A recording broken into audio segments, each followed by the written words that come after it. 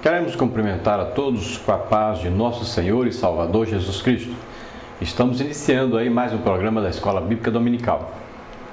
Hoje estaremos estudando o tema Mariolatria. Nosso texto áureo diz o seguinte: porque há um só Deus e um só mediador entre Deus e os homens, Jesus Cristo, o homem. Primeira Epístola de Paulo a Timóteo, capítulo 2, versículo 5. A nossa verdade prática diz o seguinte: o marianismo é um dos elementos que descaracteriza o catolicismo romano como religião puramente cristã. A nossa leitura bíblica em classe está registrada aí no Evangelho de Lucas, capítulo 1, versículo 26 a 31, versículo 34, versículo 35, versículo 37 e versículo 38. Vamos ler então. E no 6º mês foi o anjo Gabriel enviado por Deus a uma cidade da Galiléia chamada Nazaré, a uma virgem desposada com um varão cujo nome era José, da casa de Davi, e o nome da virgem era Maria.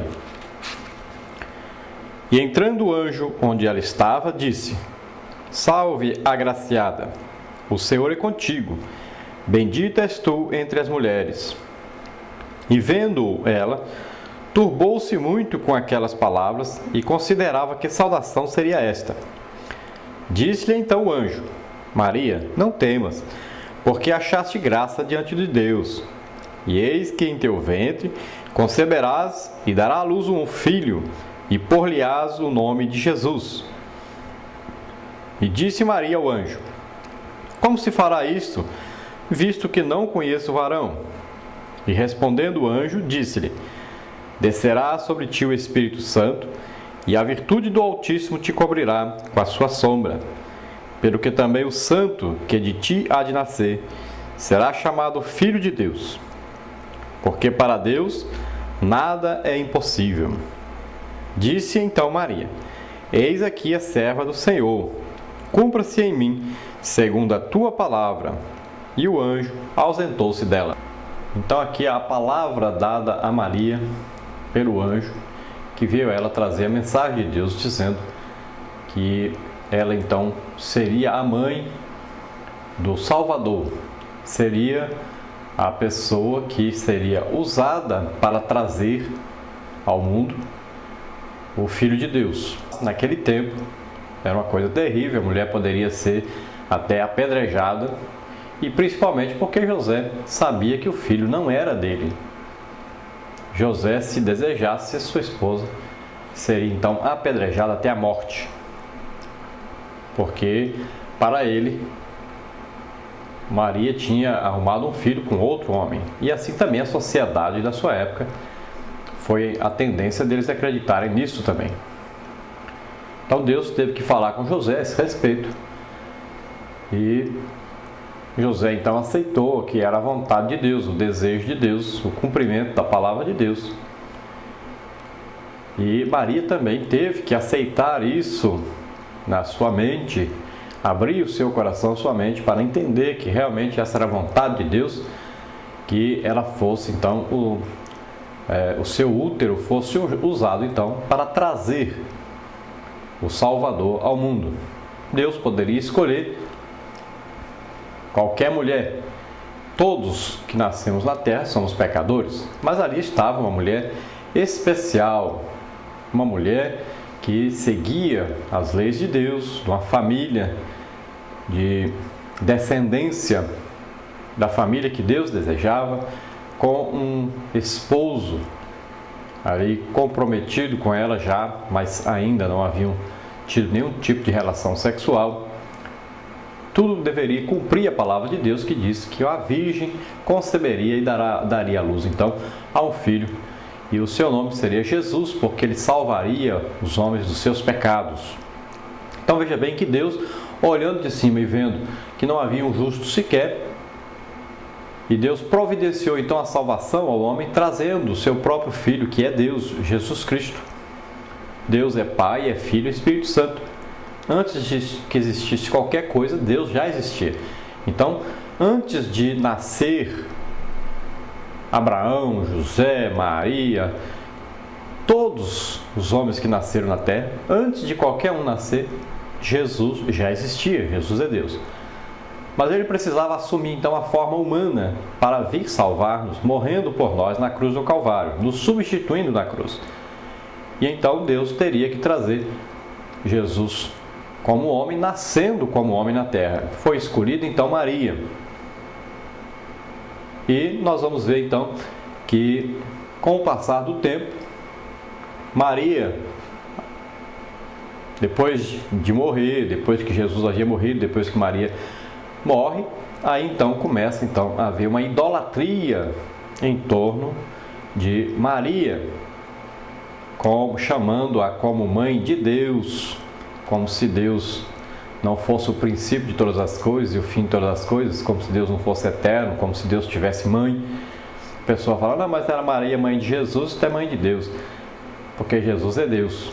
Mas não podemos falar assim. Maria foi mãe de um corpo físico de Jesus, mas não mãe de Jesus, porque Jesus já existia antes de Maria.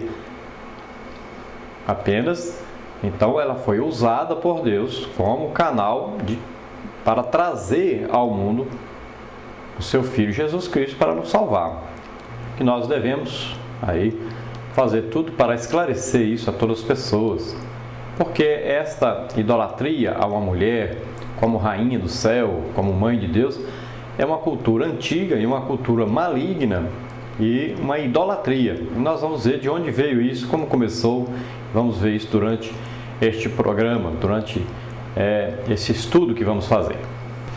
Bom, nós sabemos que na Babilônia é que nasceu então essa cultura, essa origem do culto a uma deusa mãe. Então, dentro da lenda babilônica, nós vimos aí Semíramis, você está vendo aí essa figura, é uma ilustração. Então, a filha da deusa peixe, Decela. Vamos ver aí Nimrod, o esposo de Semíramis, você está vendo aí nessa figura. Após o assassinato de Nimrod, Semíramis, mesmo sendo ainda virgem, deu à luz a Tamuz. Conta então essa lenda. Tamuz, aí na ilustração 3, você pode ver no final também, barbudo, cabeludo, como aparece. Então ele também é filho da virgem Semíramis. Segundo a própria Semíramis, seu esposo Nimrod se reencarnara. Então Semíramis proclama a divindade de seu filho Tamuz, que era, segundo ela, a reencarnação do seu marido Nimrod. Então Semíramis passa a ser a mãe de Deus. Então veja bem que essa história é antiga, essa idolatria que nasceu lá na Babilônia. O culto à deusa mãe em outros povos, vamos ver aí, por exemplo, a arqueologia moderna descobriu nas ruínas de Babilônia imagens de uma mãe com um menino no colo cerca de 2000 anos antes de Cristo. Então é antiga essa lenda, é antiga essa idolatria. Antes de Cristo, 2000 anos atrás, já havia ainda. Então, para nós aqui, mais de 4000 anos atrás, já havia então esse culto a uma mãe, que as pessoas dizem uma deusa mãe, uma rainha dos céus. Cultos semelhantes com imagens de deusas mães são semelhantes aí. Vamos ver, são encontrados, por exemplo, no Tibete. Você pode ver aí no Tibete, tem essa mesma ideia. Aí na Índia, no Egito. Então essas imagens são semelhantes às que estão presentes no culto católico romano. Pode ver que sempre uma mulher com uma criança no colo. E essa mulher é chamada de virgem. E essa criança, seu filho, que nasceu dela virgem. E sempre essa criança é um deus.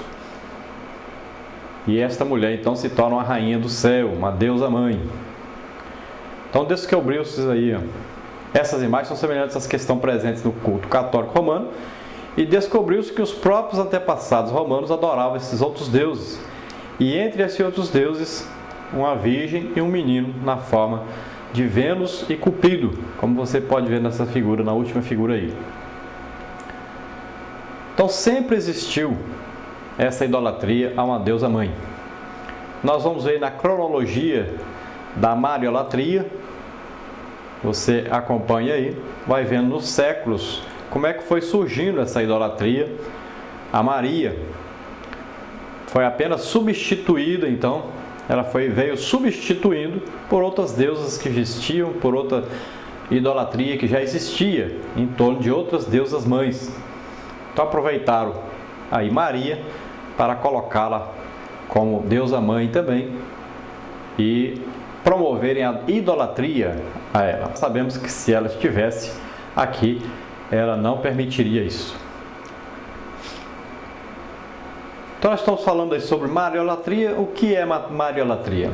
Mariolatria é uma idolatria a Maria, superior a Jesus, superior a Deus, com todos os poderes de fazer aquilo que desejar.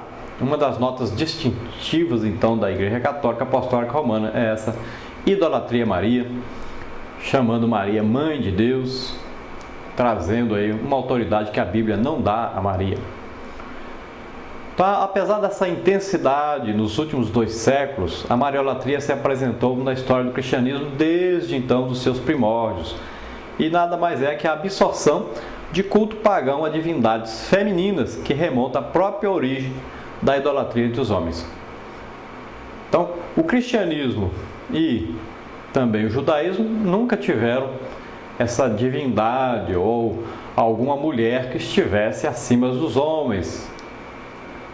Então veio essa idolatria do passado e ela foi então difundida entre os primeiros cristãos, e quando a Igreja Católica então romana se desenvolveu, essa idolatria acompanhou e vieram então cada dia mais a dar apoio a isso. Você viu ao longo da história como vai crescendo, como vai sendo permitido mais e mais adoração, como vai sendo permitido cada vez mais aí orações, rezas a Maria, como se ela fosse intercessora.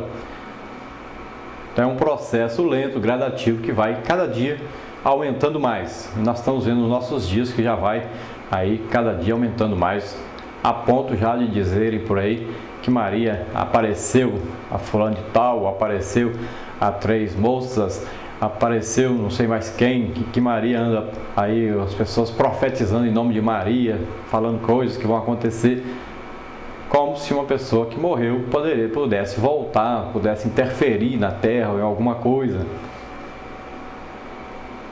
E isso é característica realmente de uma idolatria.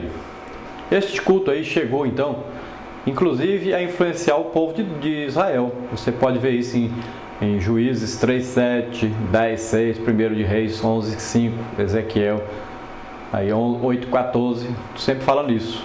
Por exemplo, aí em Juízes 3:7 fala: e os filhos de Israel fizeram o que era mal aos olhos do Senhor, e se esqueceram do Senhor seu Deus, e serviram aos Baalins e a Astarote. Você pode ver Isaías 11:5 falando: porque Salomão seguiu Astarote, deusa dos Sidônios, e Milcom, abominação dos Amonitas. Ezequiel 8:14 você pode ver: estavam ali mulheres assentadas chorando a Tamuz. Então é essa influência desse Deus Filho e tendo como uma mãe deusa. O cristianismo, a exemplo do judaísmo, então, não possui uma divindade feminina. Então, certamente, os gentios, quando entraram para o cristianismo, se converteram a Cristo, estranharam na pregação do Evangelho a ausência de um elemento feminino a adorar. Não existia. No Evangelho não existe nenhuma pregação apoiando aí alguma participação ativa de uma mulher como líder, como uma deusa, apoiando aí uma mulher como uma intercessora, alguma coisa parecida. Então eles sentiram isso e já começaram a desejar que houvesse uma mulher, uma deusa mãe, alguém ali, uma intercessora, alguma mulher que eles pudessem adorar como adoravam antes de se converterem. Então alguns convertidos que não estavam realmente sendo fiéis a Deus e começaram então a desejar ter aí uma líder como mulher.